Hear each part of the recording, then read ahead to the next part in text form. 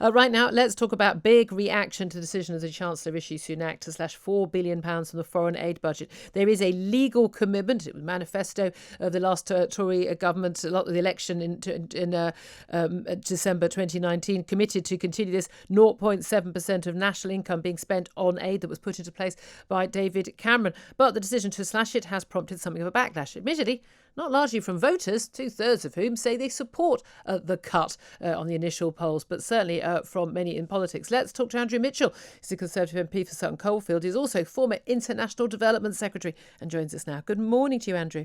Morning, Well, Julia. look, this cut has been on the cards for quite some time. A little bit of a rather clever work by Rishi Sunak to take £4 billion off the foreign aid budget, but put £4 billion into the Levelling Up Fund, so making it a little bit harder for people to criticise it. But nevertheless, criticism there has been.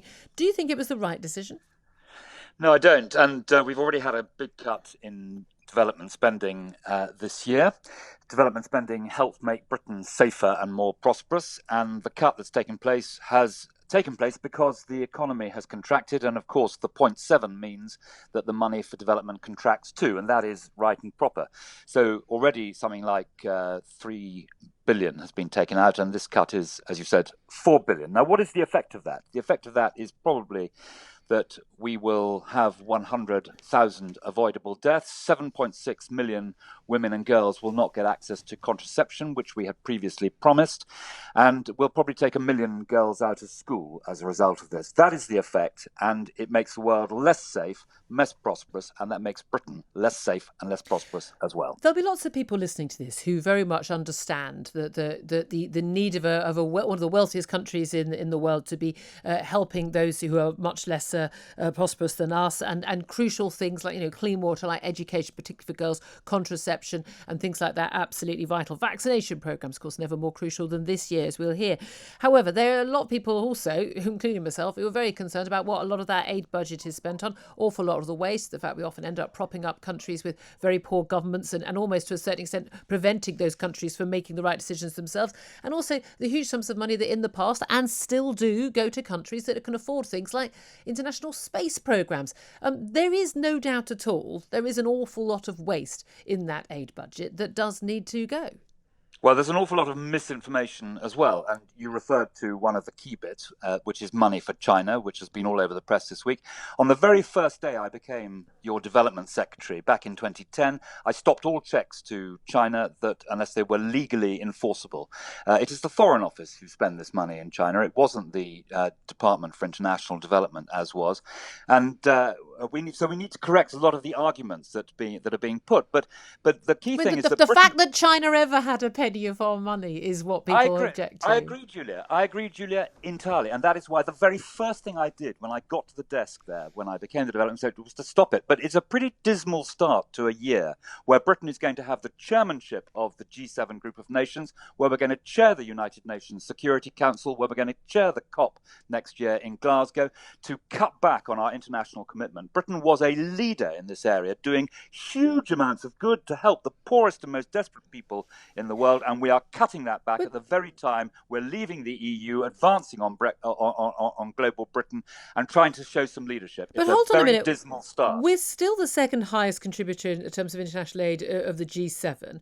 We still give a higher percentage and more money than France and the United States. We're still at the same levels, even after this £4 billion cut, of what Tony Blair was spending on foreign aid. Why do we need to give so much more than any other nation? That 0.7%, you know as well as I do, was a back of the envelope exercise. It was a calculation, I'm not joking, literally done on the back of an envelope about what sort of money should be committed. I don't know how you can say that with a straight face. The 0.7 was a solemn promise to the poorest people in the world. It was a manifesto commitment within the last year by the Conservative Party and every other party with elected members of the House of Commons. You do not break a promise like that to the poorest people in the world. And it's true that we in Germany, for example, spend about the same amount of money. We spend a lot less, of course, than America. But this was an area of British leadership. Over the last 20 years, Britain has driven up the living standards of people in the most desperate parts of the world. We have been a beacon of light at terrible time for people, particularly girls and women caught up in conflict. And to row back on that commitment to the extent that we have today, I think it is a shameful mistake. I've said the idea that because this was a manifesto commitment, that it cannot be changed. I mean, it was enshrined in law.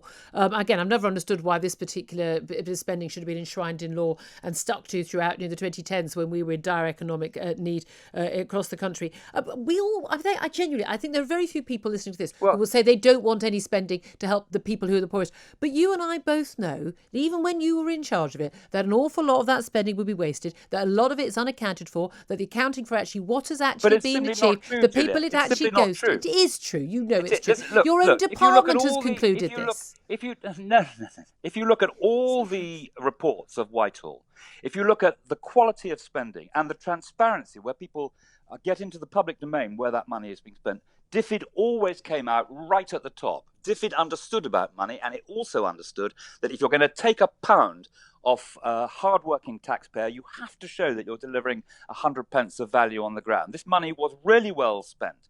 And maybe it's the fault of people like me for not getting the argument across. But at the point of British leadership next year, in all three of those critical centres, Britain is rowing back in breach of a promise to the poorest in the world, in breach of a manifesto commitment. It is wrong, and politicians shouldn't do it. Okay, well, shouldn't the government just set up a tax fund that anyone who thinks that we should be spending more, they can contribute their own extra taxes? We actually can't just pay extra tax. You have to make an arrangement to do that. Just a fund. Anyone who feels strongly about this, they can contribute extra tax and make sure that money goes to the people in need. I'll tell you the answer to that. The answer is that the British people are the most generous in the world when it comes to emergencies, and they do put their money where their mouth is, and we see it again and again when these terrible emergencies, famines, flooding and so on take place. The British people are really generous and really contribute. But that is matched, or has been matched in the past, by a government that really understands the importance of international development, that really understands the importance of doing something about these awful discrepancies of wealth and opportunity which disfigure our world, and which showed real leadership around the world in doing that. Okay. And that is what we are now losing. Some would say spreading, free market economy, allowing free trade with our country and not imposing tariffs as we've done under the EU for many years will do far more to actually encourage people and help people to climb out of poverty themselves than aid. There are many countries around the world that have received huge amounts of aid that are still not managing to succeed, and many countries that receive very little aid that have done very, very well. There's a very strong argument that actually above a certain minimum, aid actually holds countries back rather than enables them to actually do better. There is no such argument at all. There is no such argument at all. But where you are absolutely right is that free trade lifts the living standards of everybody.